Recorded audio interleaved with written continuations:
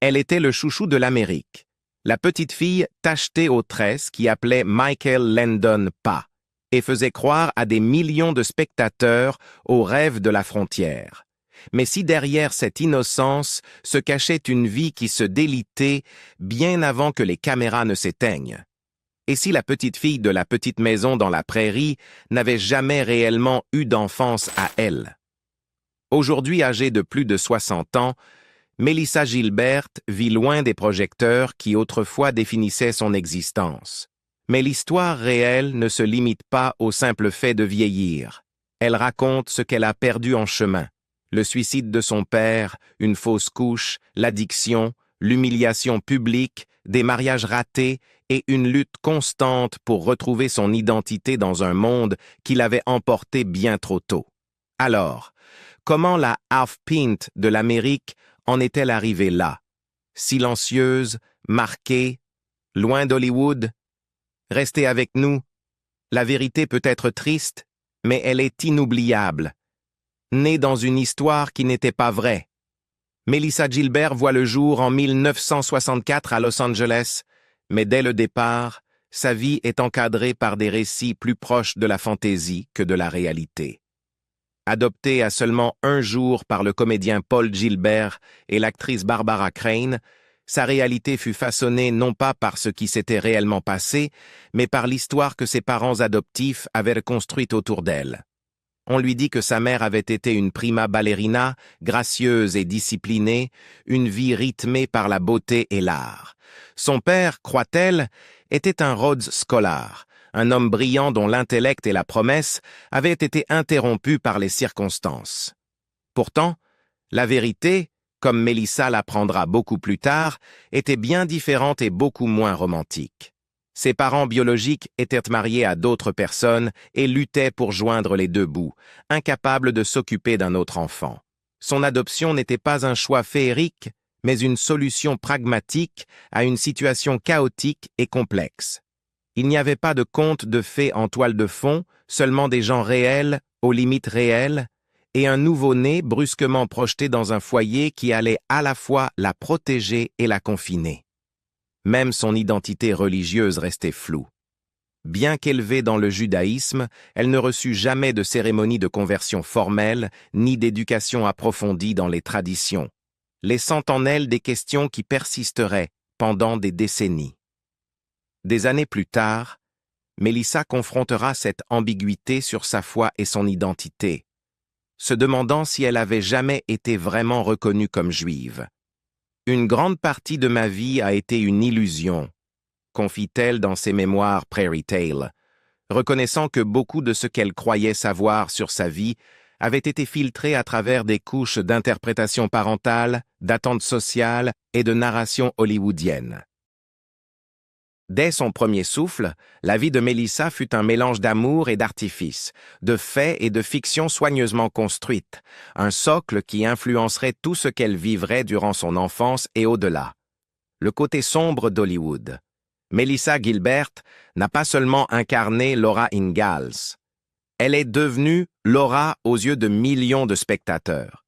Castée à seulement 9 ans, elle a pénétré dans le monde ensoleillé et soigneusement construit de la petite maison dans la prairie. Une version nostalgique de l'Amérique des années 1800, peuplée de charrettes, de bonnets et de récits moralisateurs. Mais derrière les caméras, Gilbert vivait une enfance très différente. Dirigée par les producteurs, façonnée par les scénarios et étroitement observée par les médias. Elle n'était plus simplement Melissa. Elle était la half-pint de l'Amérique. Et la ligne entre la vraie fille et la fille fictive de Charles Ingalls commençait à disparaître. Au fil des saisons et avec la maturation de Laura, les exigences imposées à Melissa augmentaient. Dès la 6e saison, les scénaristes introduisent une nouvelle intrigue. Laura tombe amoureuse d'Almanzo Wilder. Pour les spectateurs, c'était une douce histoire de passage à l'âge adulte. Pour Melissa, la réalité était troublante. L'intérêt amoureux de son personnage était incarné par Dean Butler, un acteur de 23 ans, 8 ans de plus qu'elle. Melissa n'avait que 15 ans. Cette différence d'âge, bien que courante à Hollywood à l'époque, représentait un obstacle émotionnel et psychologique pour lequel elle n'était pas préparée. Elle révéla plus tard que son premier baiser à l'écran, mis en scène pour le couple Laura Almanzo, la laissait confuse, violée et profondément mal à l'aise. C'était le premier vrai baiser de Laura, et ça m'a rendue malade, écrit-elle dans ses mémoires Prairie Tale. Je ne voulais embrasser aucun homme. Je ne voulais embrasser personne avec des poils sur le visage. La production avait tenté de la mettre à l'aise. Michael Landon, devenu une figure paternelle de substitution à l'écran comme en dehors, avait dirigé la scène personnellement. Mais lorsque la caméra a tourné et que Melissa s'est approchée, son malaise était impossible à cacher. Sa mère sanglotait silencieusement hors caméra, le cœur brisé de voir sa fille franchir un pas d'adulte avant qu'elle ne soit prête. Landon dut finalement crier « Coupez !» incapable d'ignorer le poids émotionnel qui planait sur le plateau. Pour Gilbert, ce n'était pas seulement embarrassant, c'était symbolique. Elle était forcée de franchir la frontière de l'enfance à l'âge adulte, de l'actrice au produit. Elle ne tombait pas amoureuse, elle jouait l'intimité. Et cette performance n'était pas pour elle. Elle était pour les audiences, pour les fans, pour un personnage dont elle n'avait pas choisi le développement. Dans des interviews, elle décrira cette période comme un moment où elle se sentait passagère dans l'histoire de quelqu'un d'autre, un sentiment partagé par de nombreuses stars enfantines. La machine hollywoodienne avait ses propres idées sur le moment et la manière dont Laura Ingalls devait grandir. Melissa, dont les jalons de vie réelle n'avaient même pas rattrapé ceux de son personnage, était amenée à jouer des émotions qu'elle n'avait pas encore ressenties, à participer à des moments qu'elle n'avait pas choisis. En 2017, Melissa Gilbert rejoignit le chœur croissant de femmes dénonçant les abus de pouvoir à Hollywood. Alors que le mouvement d'Aggy-Me-Too prenait de l'ampleur, elle revint sur l'un des traumatismes les plus humiliants et formatifs de sa jeune vie d'adulte. Une audition pour le film The Doors d'Oliver Stone, en 1991. À l'époque, Melissa était dans la vingtaine et cherchait encore à se détacher de son image de Little House. Désireuse de prouver qu'elle pouvait assumer des rôles plus adultes et audacieux, elle se présenta à l'audition préparée et professionnelle. Ce à quoi elle ne s'attendait pas, c'était la cruauté qui l'attendait derrière les portes closes de la salle de casting. « Il voulait que je rampe par terre à quatre pattes », révéla-t-elle en 2017 dans l'émission radio d'Andy Cohen. Comme un chien, pour une scène qui n'était même pas dans le scénario. Stone aurait voulu la voir supplier pour de la drogue dans la scène, imitant la détresse dégradante de l'addiction. Mais ce qui se passa allait moins concerner la performance que la domination. Selon Gilbert, l'interaction entière ressemblait à un jeu de pouvoir délibéré, destiné à la briser, et non à tester son talent d'actrice. Je suis sorti de cette audition en larmes. Je me sentais violé, je me sentais exposé. Et il ne s'agissait même pas de sexe. C'était une question de contrôle, confia-t-elle ensuite. Melissa insista sur le fait que ce qui faisait le plus mal n'était pas seulement l'action elle-même, mais la conscience qu'elle avait été préméditée. Elle croyait que Stone avait orchestré la situation pour la punir, peut-être à cause d'un ressentiment personnel. À l'époque, elle sortait avec l'acteur Rob Lowe, qui avait été attaché à un autre projet de Stone, mais s'en était retiré dans des circonstances tendues. Que l'audition ait été une vengeance ou non, cela semblait profondément personnel et humiliant. Melissa ne parle publiquement de l'incident que plus de 20 ans plus tard. Comme beaucoup d'actrices de sa génération, elle avait intériorisé la douleur, se blâmant plutôt que le système qui permettait de tels comportements. Elle craignait d'être étiquetée difficile ou trop sensible, deux des étiquettes les plus dangereuses qu'une femme à Hollywood pouvait recevoir. « Je n'ai jamais rien dit à personne.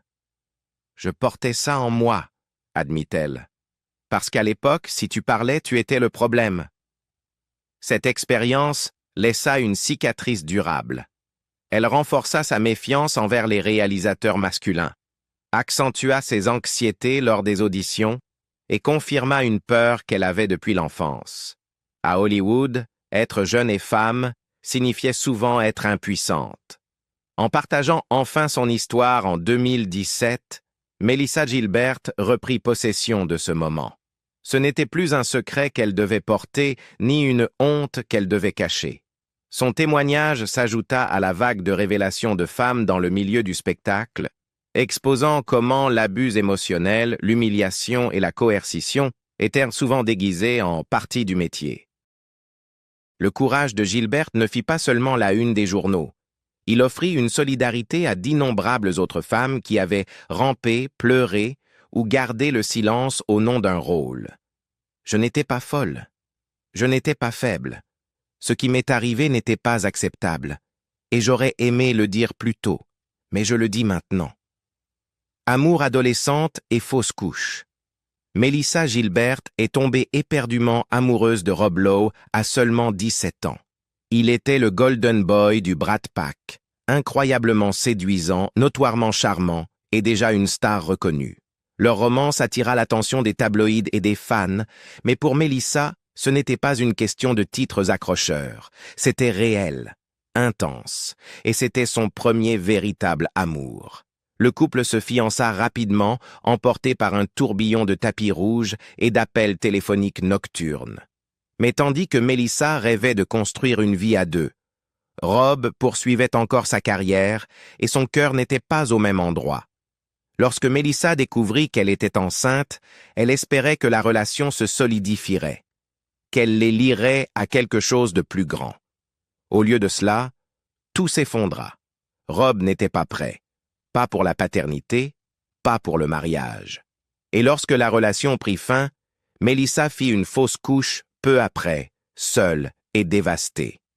Elle confia plus tard dans ses mémoires, Prairie Tale, « J'avais perdu mon bébé et ma relation avec Rob. Ça faisait un mal de chien.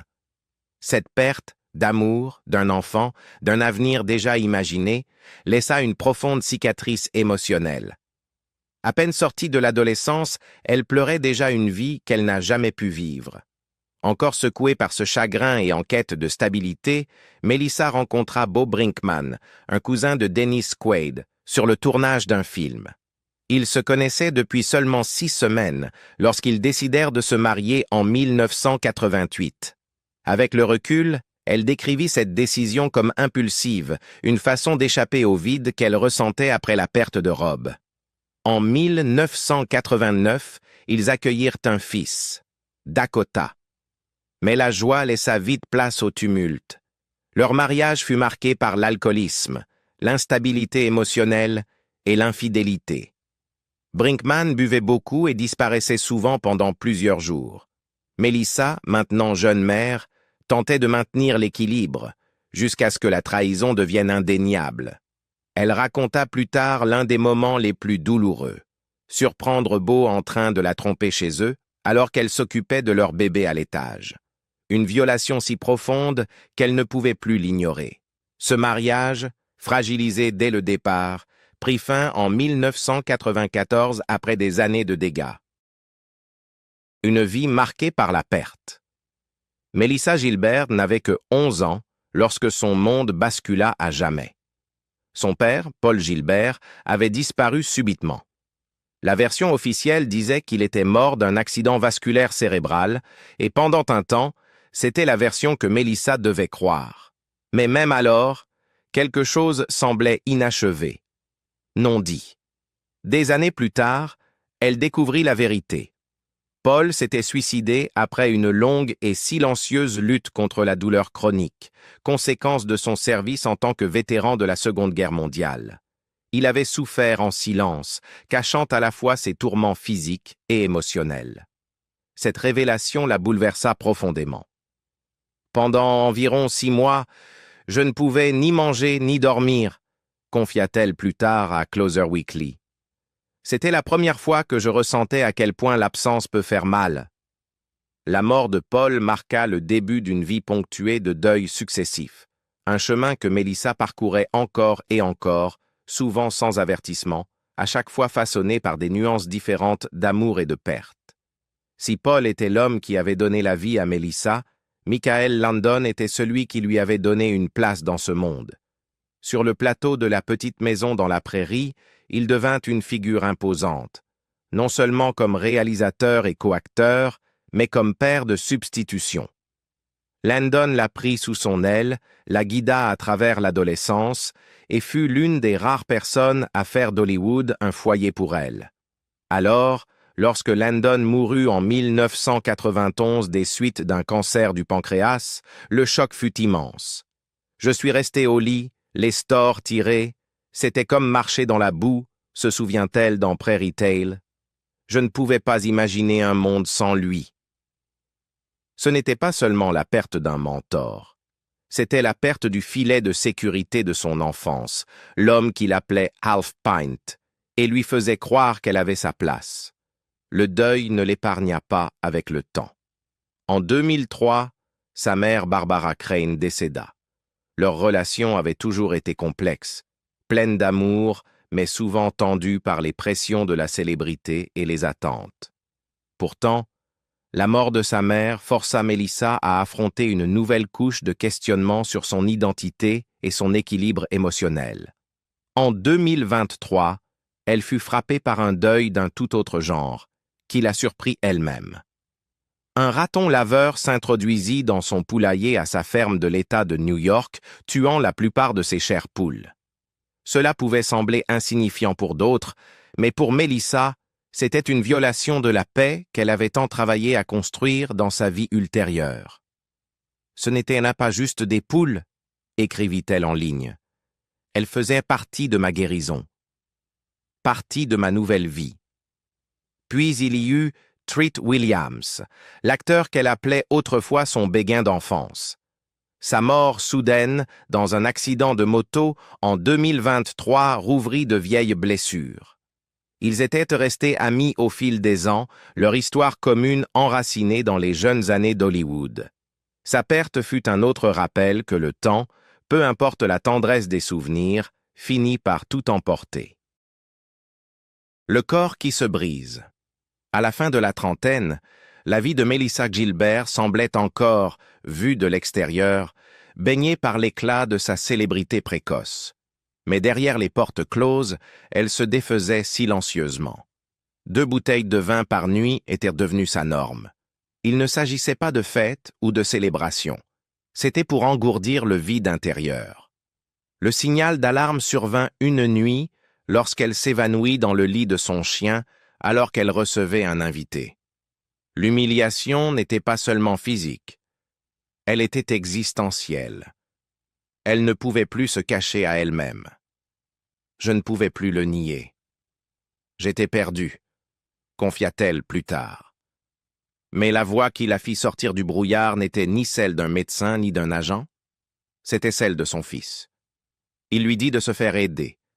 Ce moment unique de confrontation et d'amour la mena aux Alcooliques Anonymes en 2004. Elle est sobre depuis, attribuant sa guérison non seulement au programme des 12 étapes, mais aussi à un changement d'identité, de performeuse à survivante, d'évadée à guérisseuse. Melissa s'est engagée à ce point dans la sobriété qu'elle refuse désormais tous les opioïdes sur ordonnance, même après de lourdes interventions chirurgicales. La douleur est réelle, mais la peur de replonger dans l'engourdissement qui avait failli tout lui coûter l'est tout autant. Le parcours de Melissa n'a pas seulement été marqué par la douleur émotionnelle, il s'est aussi inscrit dans son corps. Des années de cascades, de chutes sur scène et d'accidents lui ont laissé de multiples blessures de la colonne vertébrale. Elle a subi 4 interventions sur la colonne, une prothèse de hanche et des symptômes neurologiques qui la laissaient parfois étourdie, nauséeuse ou engourdie dans ses membres. En 2016, elle fit les gros titres en se présentant au Congrès dans le 8e district du Michigan, un pas politique audacieux. Mais à mi-parcours de sa campagne, ses médecins intervinrent. Son corps était de nouveau en crise. La douleur n'était plus quelque chose qu'elle pouvait ignorer. « Ce n'était pas que je ne voulais pas me battre », expliqua-t-elle. « C'était que je ne pouvais pas rester debout assez longtemps pour que le combat soit équitable. Melissa finit par se retirer de la course, dévastée mais consciente qu'ignorer son corps davantage aurait pu la laisser handicapée à vie. En 2020, elle subit une nouvelle fusion vertébrale, cette fois avec des tiges longues pour stabiliser ses vertèbres. L'intervention apporta enfin un certain soulagement, lui permettant de retourner au jardinage, aux promenades avec son chien et à l'écriture.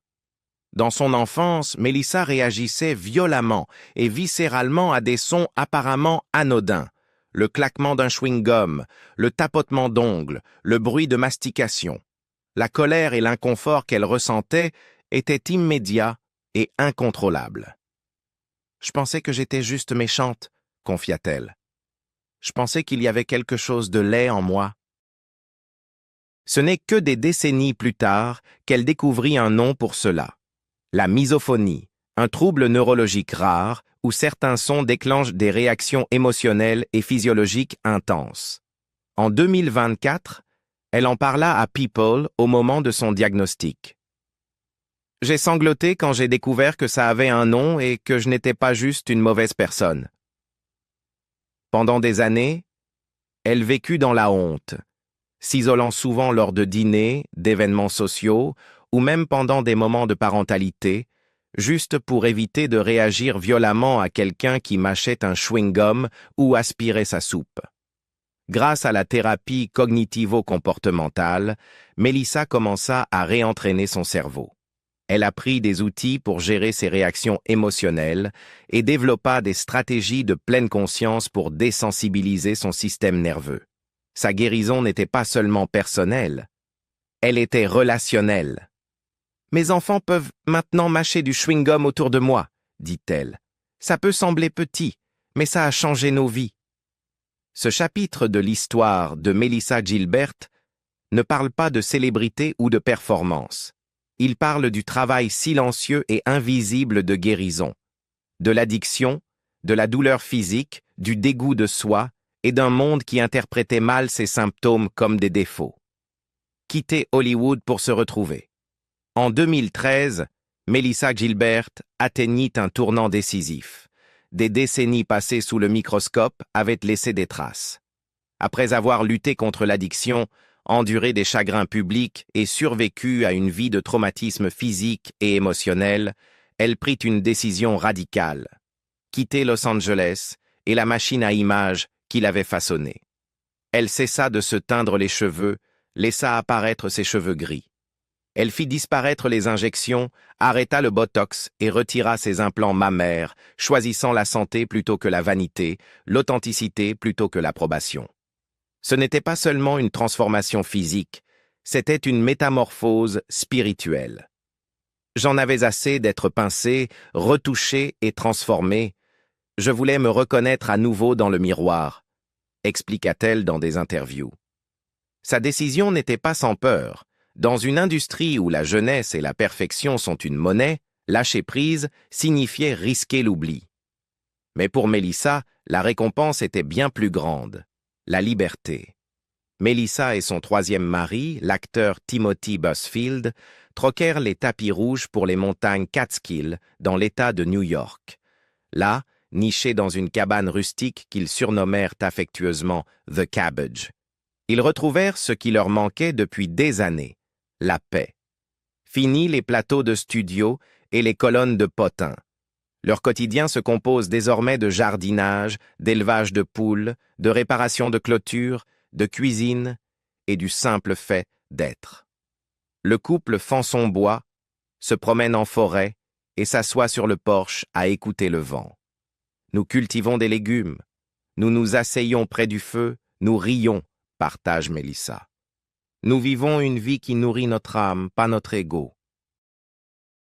Dans ce nouveau chapitre, Gilbert embrassa son moi naturel. Rides, douleurs, cheveux gris et tout le reste. Elle redéfinissait ce que signifie vieillir avec grâce, non pas en poursuivant la jeunesse éternelle, mais en renonçant à la performance de la perfection. Bien que Melissa se soit retirée d'Hollywood, elle ne disparut pas.